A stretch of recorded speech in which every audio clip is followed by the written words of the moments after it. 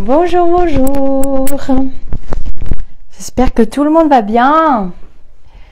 C'est pas mal les petits cœurs, hein? Alors, nous voici réunis pour un petit instant de lecture bien sympathique qui va nous faire du bien, enfin en tout cas en ce qui me concerne. Voilà, j'ai choisi La thérapie du bonheur du docteur Jalanque. Voilà, joli cadeau de la part de Lucie, que vous connaissez maintenant. Alors, un très beau livre que j'aime beaucoup, à l'intérieur duquel on puise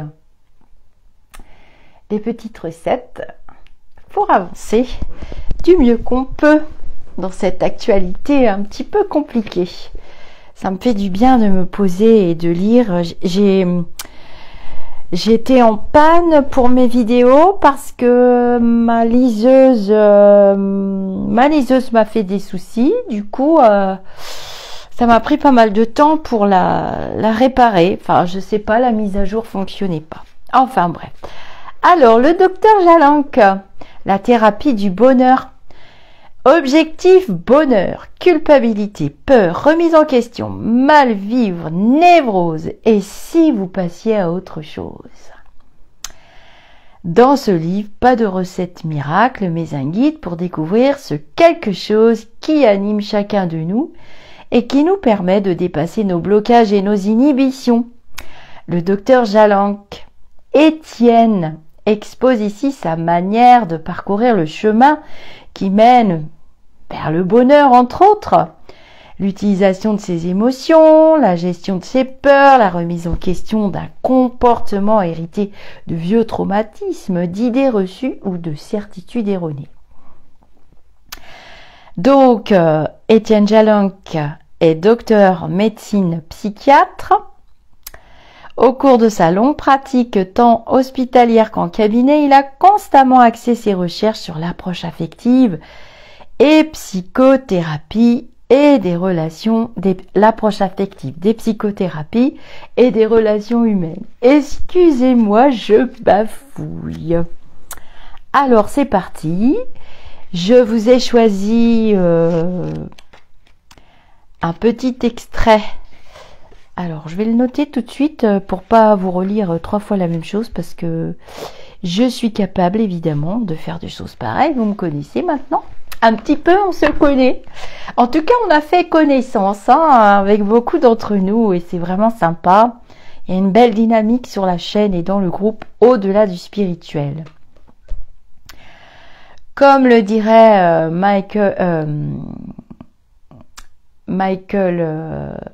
Omram, Michaela Ivanov, vous les avez des petits instants de lecture au fil du spirituel, les vidéos qui s'intitulent Au fil du spirituel.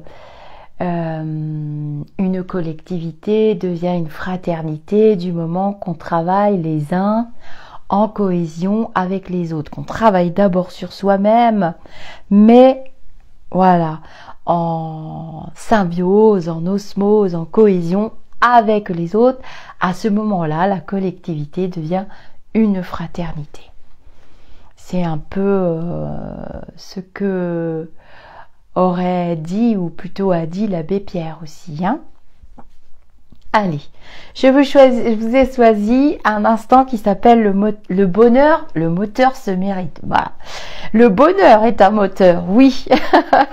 on essaye tous quand même d'être heureux le plus possible et d'aider les autres aussi à être heureux, à notre contact, si tant se peut se faire.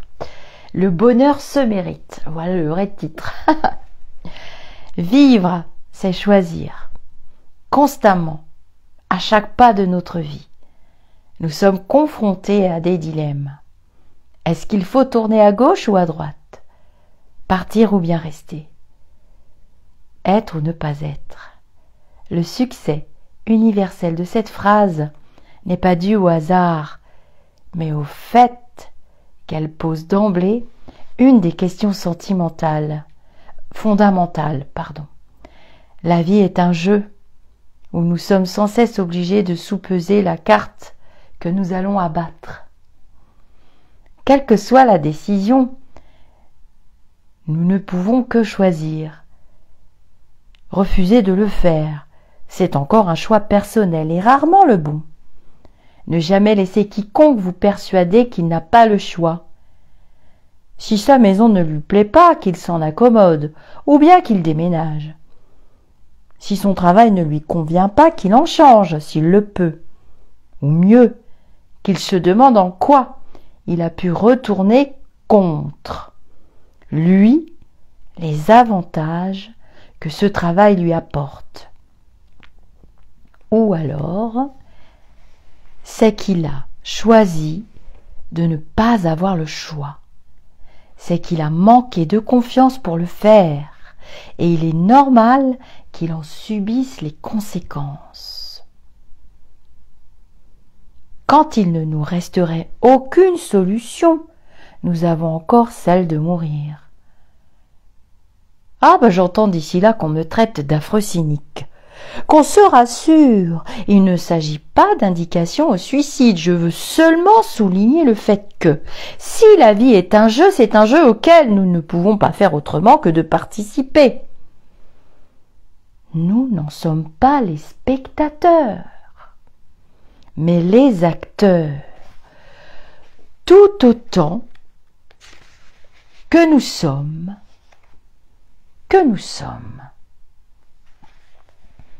Lao Tse disait, qu'on le veuille ou non, le chemin est à faire. Le but du jeu, cela ne peut être qu'être d'arriver au bonheur sans tomber dans le puits ni reculer de 3 cases, si cela n'est pas nécessaire comme au jeu de loi. On me dira que tout cela est bien joli, mais que nous ne sommes pas à armes égales dans ce parcours. On m'objectera que nous n'avons pas tous les mêmes possibilités à la naissance et que la vie est tout de même autrement plus facile, les choix autrement plus nombreux quand on est riche, beau et intelligent, que lorsqu'on est pauvre, laid et imbécile. Pardonnez ma brutalité. Mais c'est une vision plutôt simpliste des choses. D'abord, parce que la richesse, la beauté ou l'intelligence n'ont jamais été les garants absolus du bonheur. Je vois souvent des gens venir à mon cabinet qui remplissent une ou plusieurs de ces conditions et qui n'en sont pas mieux dans leur peau. En dépit des apparences, on n'est pas plus certain d'être heureux en naissant avec une cuillère en argent dans la bouche qu'en se retrouvant orphelin de père et de mère. Dans les 2 cas, il va y avoir un apprentissage à faire inévitable. Si vous êtes doué, vous aurez toutes les facilités, c'est entendu. Mais vous aurez aussi tous les pièges de la facilité. Vous risquez de tomber, par exemple, dans la paresse ou la superficialité.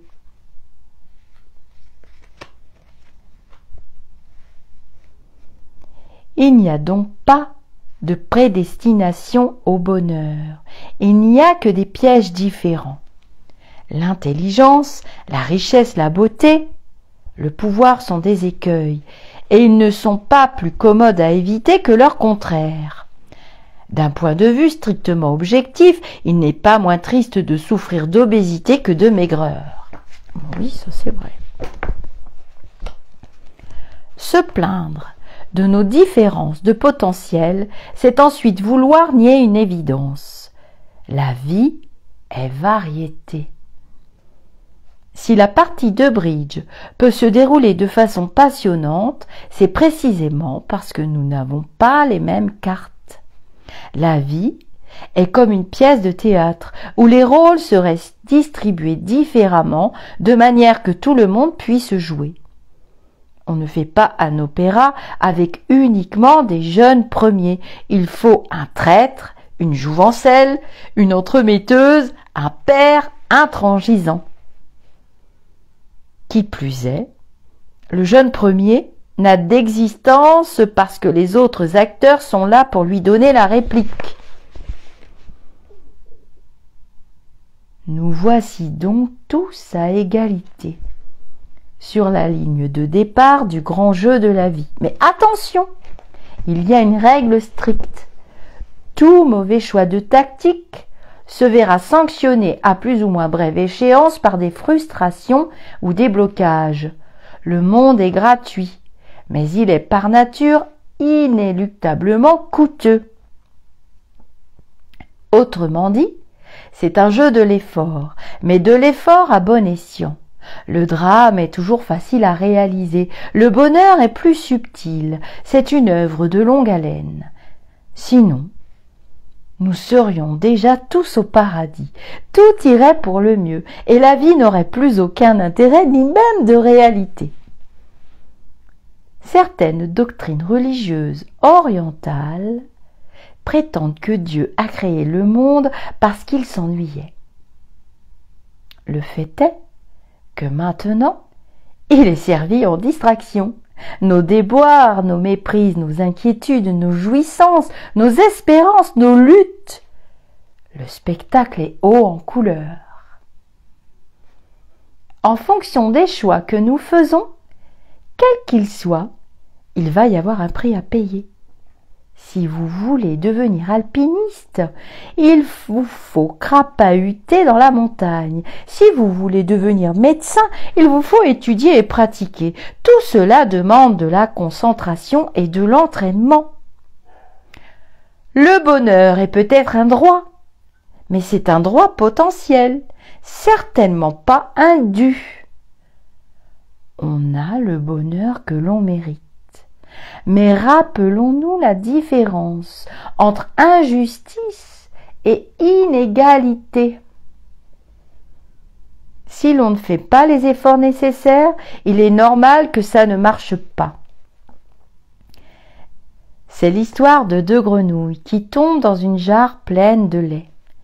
Elles essaient de sortir en sautant, mais elles n'ont pas d'appui et les parois sont trop lisses. Découragée par toutes ces vaines tentatives, une des grenouilles finit par renoncer. Elle se laisse couler et se noie. L'autre continue et nage sans répit, agitant inlassablement les pattes dans le liquide blanc.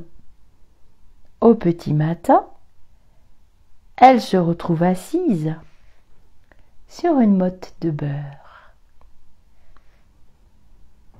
À force de brasser la réalité, on finit par concrétiser, on tombe sur du solide. Mais pour cela, il faut essayer et essayer encore. Ce monde est magique. Il ne peut faire autrement que de nous donner ce que nous voulons. Ou plus exactement, on n'obtient peut-être pas toujours ce que l'on veut dans la vie. Mais une chose est sûre, ce que nous avons, c'est ce que nous avons voulu. Je ne deviendrai peut-être jamais un brillant mathématicien, mais si je suis mathématicien, c'est que j'ai tout fait pour. Si la vie est faite de choix, alors nous vivons ce qu'il nous plaît de vivre. Curieusement,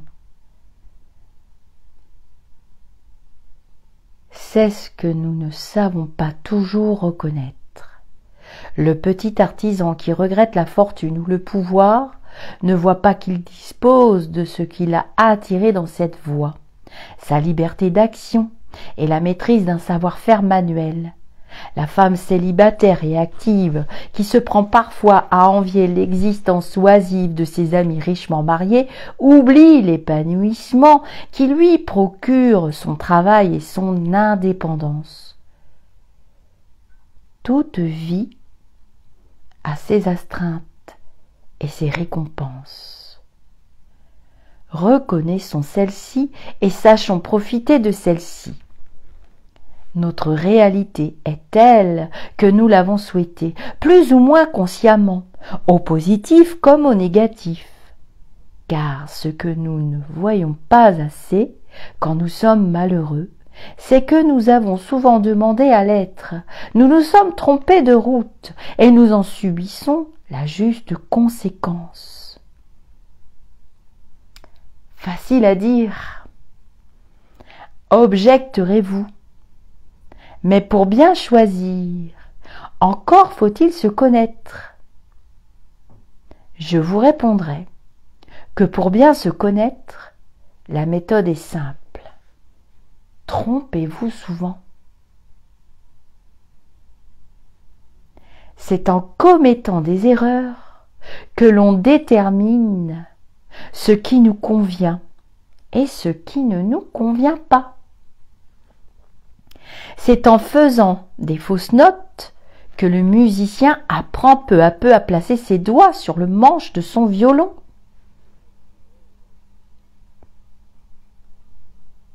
Pour la conduite de notre vie, nous avons une sonnette d'alarme.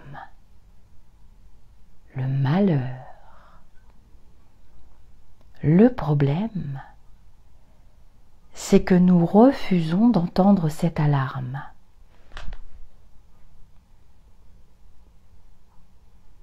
Deux vieilles dames sont au restaurant, en train de picorer dans leurs assiettes. « Ce n'est pas bon, dit l'une. Et en plus, ce n'est pas copieux.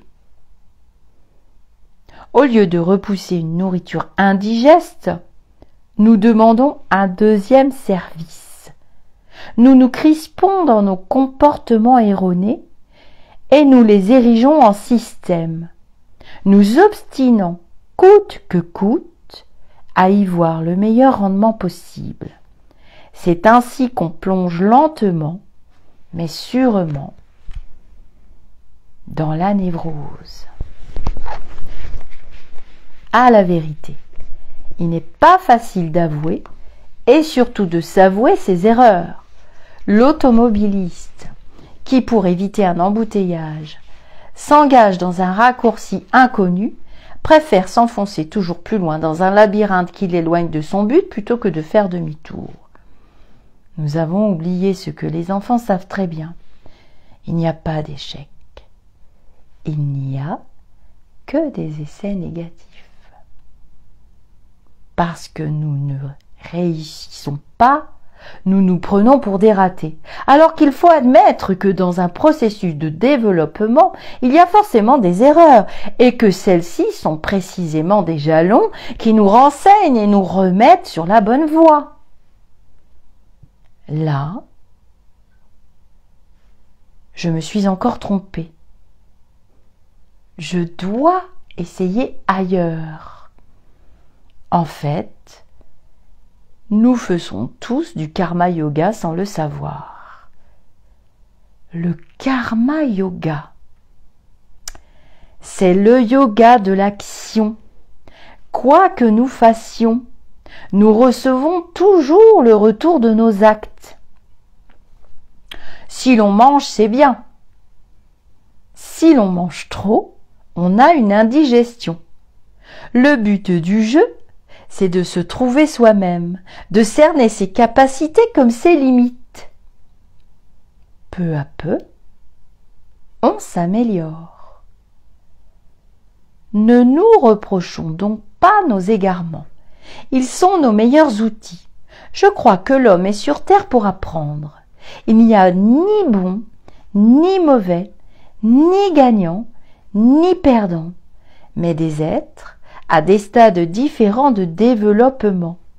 Nous évoluons de l'ignorance vers la connaissance, comme nous sortons du malheur pour nous hisser vers le bonheur.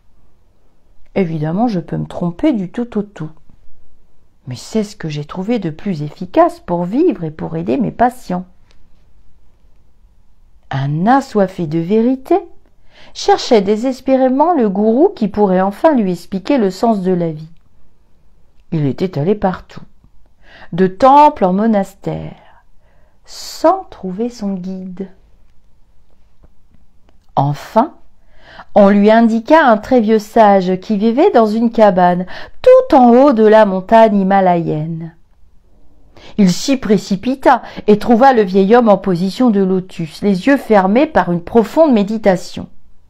« Quel est le sens de la vie ?» demanda notre homme. « La vie est un torrent qui coule, » lui fut-il répondit.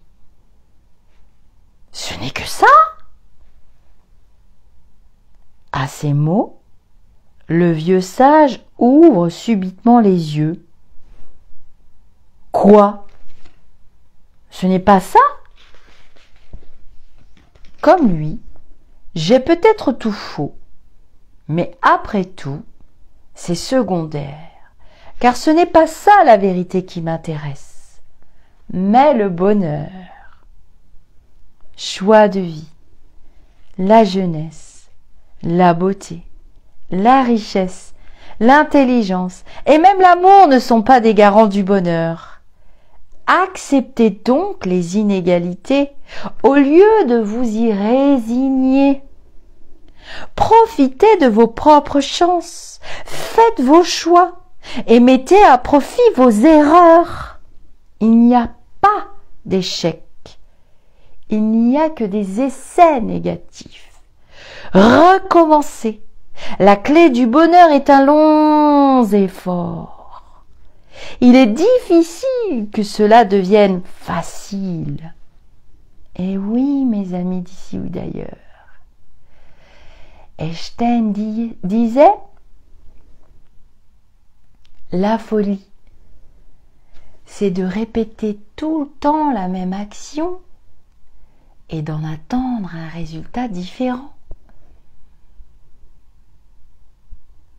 Alors j'ai toujours un proverbe dans la tête, j'ai toujours des citations dans la tête et j'ai toujours des proverbes dans la tête. Un proverbe qui dit « Il n'y a que ceux qui ne font rien qui ne se trompent jamais ». Alors, lors d'un de mes ateliers, où était présente mon amie Lucie justement, nous avons eu un petit débat philosophique avec nos élèves, c'était en Skype, où il serait reconnu dans les écoles de développement personnel et plutôt connu que grandir dans la souffrance ou grandir ou évoluer à partir d'échecs serait une croyance limitante. Grand débat philosophique d'actualité de nos jours. Parce qu'une partie de ces affirmations qui doivent rester sur des vibrations positives sont quand même vraies. On grandit, on évolue grâce à ces sortes de croyances tout de même, mes amis, puisque sinon on resterait là, béat, à baigner dans nos bonheurs. Le bonheur, quelquefois, comme disait Mère Teresa, c'est tout petit, c'est presque rien. C'est tellement petit et peut tellement presque rien, quelquefois, qu'on ne le voit pas. Mais quand on arrive à voir tous ces petits bonheurs quotidiens et qu'on les met petit à petit, bout à bout, à force de vouloir les voir, on finit quand même par se sentir mieux. Vous voyez bien que le docteur Jalinck, qui est quand même psychiatre, s'est penché sur cet aspect, sur l'aspect spirituel des personnes et a constaté quand même que on ne pouvait pas être heureux tout le temps. Ce n'est pas possible, c'est une hérésie de croire des choses pareilles. Ça n'existe pas. Nous sommes dans une société de matérialité. d'ancrage lié au paraître, au toujours être heureux, à la famille parfaite, la femme parfaite, l'homme parfait, l'enfant parfait. On trouve des poils aux œufs, on a des poux dans la tête tout le temps. Et puis il y a tout ce gloubi-boulga de New Age qui veut vous faire croire que tel et tel coach va vous rendre beau, riche, intelligent, parfait, heureux. Mais j'ai le regret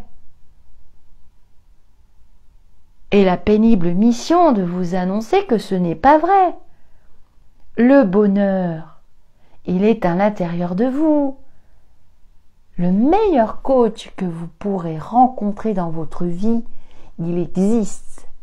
Oui, il existe. Vous l'avez déjà rencontré plein de fois. Il vous connaît très bien. Il connaît vos besoins. Il sait les évaluer. Alors là, vous êtes en train de vous dire, mais Lisa, dis-nous qui c'est. Donne-nous un nom, une adresse, une pancarte sur une porte, un numéro de téléphone, un site internet. Mais dépêche-toi, mais qu'est-ce que tu vas nous dire encore? Eh bien, le meilleur coach, le meilleur enseignant pour vous, pour que vous alliez bien, mais c'est vous-même, c'est votre moi supérieur. Qui peut décider à votre place de vous hisser vers le haut? Qui peut le faire? Ah, c'est sûr que c'est pas votre ego, hein. Lui, il a sa place. Il doit avoir son petit nom. Ça fait un moment que je vous le dis que le mien s'appelle Oscar. Et qu'est-ce qu'il fait, l'ego? Il se nourrit de l'énergie du mental. Pour ceux qui écoutent un petit peu les hauts fils du spirituel dans la chaîne, les petits textes que je vous lis d'Omraam Michaela Ivanov, vous commencez à comprendre que nous sommes pas qu'un corps humain. Pour ceux qui écoutent les vidéos aussi d'Alan Kardec, les instants de lecture, et tout, vous êtes en train de comprendre des choses, moi-même que j'ai comprises et que j'essaie de vous transmettre. Vous êtes en train de vous dire, mais oui, on n'est pas tout seul, mais non, on n'est pas tout seul. On se regarde pas le nombril en permanence. Et puis quand on apprécie ces petits bonheurs, une tasse de thé chaud, un bon café, un bon livre, quand on voit que c'est la guerre chez les autres, quand on voit que ça devient terrifiant, quand on sort du déni, tous ces petits bonheurs quotidiens, d'avoir une machine, un corps physique qui fonctionne. Déjà, ça commence comme ça. Le premier bonheur quotidien du matin, c'est de poser les deux pieds par terre en sortant du lit tout chaud, même si on a eu une nuit agitée, voire même une nuit d'insomnie, c'est pas rigolo, mais on a quand même le véhicule qui est là. On se dit, bon, tu vas bien, tu as tout. Ah, Oscar est là. Qu'est-ce qu'il y a? Il y a déjà la journée qui commence. Il y a ci, il y a ça. Et ça se met en route. Et tatati, et tatata. Déjà, Oscar, rassure-toi, je vais retrouver toutes mes tâches. Je sais qu'elles m'attendent. Elles ne vont pas s'envoler. Personne ne va les faire à ma place. Mais laisse-moi boire mon café, s'il te plaît. Et on reste dans l'instant présent. On n'allume pas le téléphone. On ne va pas se jeter sur les mauvaises nouvelles. On va apprécier cet instant présent, l'odeur de la tartine, de la biscotte, pas le nombre de calories qu'il y a dedans. Non, on a besoin d'énergie. Et on va boire son thé, son chocolat, son café, son jus d'orange, manger son yaourt, ce que vous aimez, et on va apprécier cet instant. Déjà, si vous commenciez par apprécier l'instant présent, vous ancrer dès le matin et vous dire qu'une belle journée vous attend, riche d'expériences. Riche d'expériences. Moi, je me dis, qu'est-ce que je vais apprendre encore? Quelle découverte je vais faire? Je sais très bien qu'Oscar va me présenter des choses très négatives, qui sont présentes dans l'énergie du mental. Il va me dire, regarde, il y a ça, il y a ça, il y a ça, il y a ça. Je vais lui dire, chut. On va parler. Oscar. Alors, à partir de maintenant, mes amis d'ici ou d'ailleurs, j'aimerais voir le petit nom que vous avez donné à votre ego. Ça serait une expérience sympathique de partager dans les commentaires le petit nom de l'ego. Quelquefois, on se dit oui, elle raconte n'importe quoi, non, non, non. Mais moi, je vois que vous êtes de plus en plus nombreux à vous dire il y a quand même littérature. C'est quand même des psychiatres. Et puis nous avons les mots qui polluent, les mots qui guérissent. Et puis nous avons les enseignements spirites de Monsieur Kardec. Et puis nous avons moult d'enseignants spirituels très intéressants. Nous avons Jeff Foster, nous avons Fabrice Midal, Frédéric Lenoir, nous avons le docteur Baudin, nous avons le docteur Charbonnier, et nous en avons une foultitude qui ont les pieds sur terre, qui sont ancrés.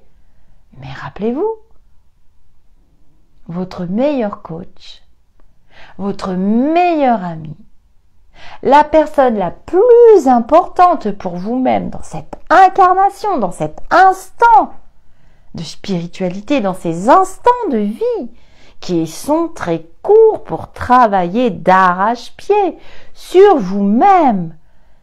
Votre meilleur coach, c'est vous. Vous avez une connexion spirituelle. Nous l'avons tous gardée. Nous sommes tous revenus avec elle. Elle s'appelle l'intuition. Il s'appelle les ressentis. Quand vous ressentez quelque chose, quand vous voyez la plaque sur la porte ou le site internet ou autre, et que le ressenti, qui est une énergie, une vibration, et c'est tournicoti tournicota, si vous y allez quand même, et que le ressenti n'est pas bon au départ, c'est que vous avez quelque chose à apprendre aussi. C'est pas toujours négatif, même si c'est pas réussi. Mais d'une manière générale, écoutez bien votre intuition. Si vous apprenez à vous découvrir vous-même, à comprendre que votre coach, c'est vous, que l'acteur principal du film de votre vie terrestre, de ces instants terrestres, c'est vous, ben vous allez commencer à aller bien et à être sur votre vrai chemin spirituel.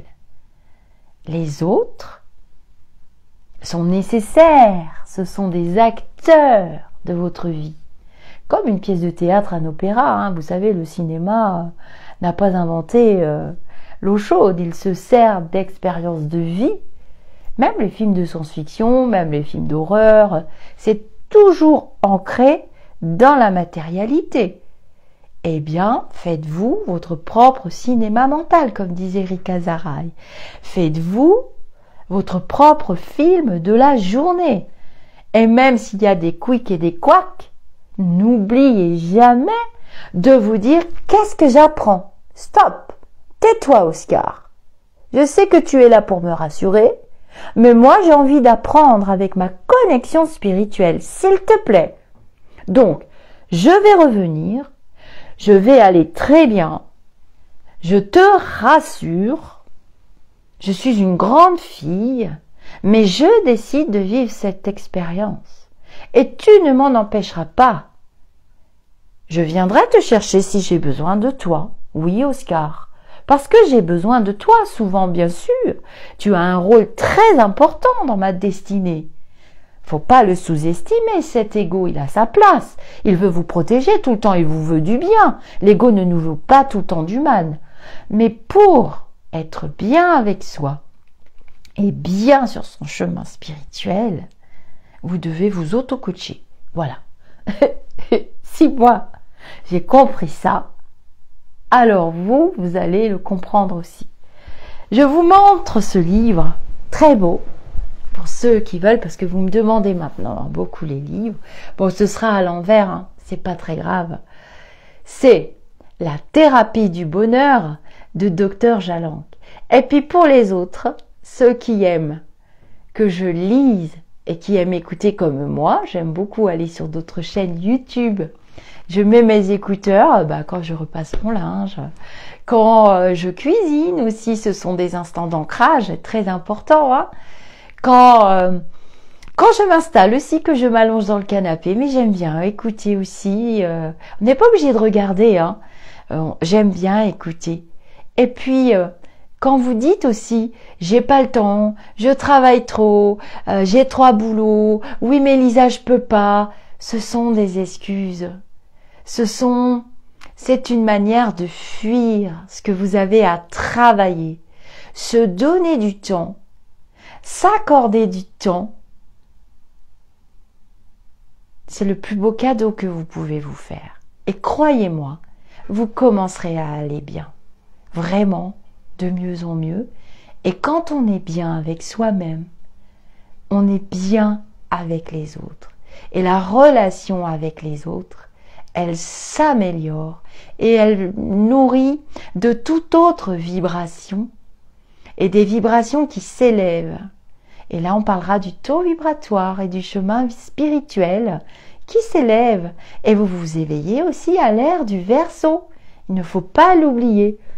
Donc, arrêtez de vous trouver de fausses excuses. Ça, c'est Oscar qui parle tout le temps. Alors, je compte sur vous. Je veux voir dans les commentaires le prénom que chacun a donné à son ego et de quelle manière vous envisagez de discuter avec lui, de négocier avec lui. Au début, la négociation, elle est très difficile. Hein. Ça m'a pris des mois et des mois et des mois et des mois. Je me disais, ma pauvre fille, t'es schizophrène, t'es complètement timbrée. Tu parles à ton ego, tu parles toute seule. Ça va pas du tout. Eh bien, si. Je vous assure que ça fonctionne. C'est une méthode imparable, infaillible. Et vraiment, vous allez comprendre beaucoup de choses. Alors, pour les nouvelles personnes qui arrivent, parce qu'il faut quand même les accueillir, hein, tous les jours j'ai des petites fournées, dans le groupe Facebook Au-delà du spirituel aussi. Nous avons maintenant des moteurs de discussion, hein, les publications sont merveilleuses. Donc, pour la chaîne YouTube, vous vous créez un compte YouTube, vous mettez un pseudonyme si vous voulez, avec une adresse mail valide, parce que, déjà, premièrement, vous pourrez recevoir une notification si vous vous abonnez à ma chaîne et à d'autres chaînes, vous recevrez aussi des notifications. Quand je fais un direct intempestif ou quand je prépare un direct avec des sujets, ça va être le cas bientôt, vous recevrez une petite notification. Vous pourrez papoter sur le chat parce que les chats sont ouverts. Il y a des modératrices qui gèrent le chat pendant que je fais la discussion avec vous. On adore ça. On était très nombreux lors du dernier chat. C'est très intéressant. Je les remercie d'ailleurs du fond du cœur. Elles sacrifient pas mal de leur soirée pour garantir notre tranquillité. Croyez-moi que c'est pas une tâche facile parce que vous êtes vraiment de plus en plus nombreux à adhérer à la chaîne, à ces outils que j'ai cherchés, que j'ai utilisés pour aller bien. J'ai traversé moi aussi des instants de vie très très difficiles. Lucie aussi, et vous voyez bien que ce sont des personnes qui vibrent, les Sister Lumi, je pourrais vous citer des tas de personnes qui se sont élevées, et bien sûr, on a aussi nos scénarios catastrophes, hein. Il y a des jours, là, voilà, quand vous voyez que j'ai ma grosse laine poupouille, c'est que je suis fatiguée, je suis comme vous, on a un corps physique, voilà quoi, on traverse aussi émotionnellement actuellement des périodes très difficiles, de voir nos frères, nos sœurs qui sont au front, hein, dans les pays de l'Est, on va pas se voiler la face, mais quand nous on a la santé, on a la robustesse, on a la force spirituelle avec nous, donc nous pouvons et nous avons créé sur cette chaîne un égrégore positif, vibrant, vivant, ultra puissant. eh bien ça veut dire que nous pouvons aussi unir nos pensées, unir nos prières et ça fait rempart. Et il se passera des événements par synchronicité et par effet miroir dans l'univers qui vont les protéger, qui vont nous protéger et qui vont nous amener vers une issue positive. Inévitablement, ce sont des lois universelles de l'univers. Hein. L'univers, il va pas s'arrêter de tourner ni de fonctionner. Hein. Je vous rassure tout de suite. Hein. Donc, on continue et s'abonner à la chaîne, ça veut dire aussi faire partie de la communauté d'au-delà du spirituel. Et mon ego spirituel va très bien.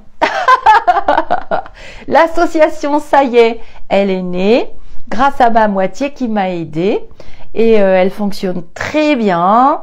J'accueille tous vos dons et vous savez que je vous informe en temps et en heure et je vous donne des retours sur l'utilisation de ces dons. Vous l'avez vu en fin d'année et vous l'avez vu encore une nouvelle fois avec nos frères et nos sœurs qui sont au front, que nous alimentons d'ailleurs en vêtements chauds, en nourriture pour les bébés, en nourriture, en lait, en tout ce que vous voulez, tout ce que vous m'avez demandé de faire, je l'ai fait.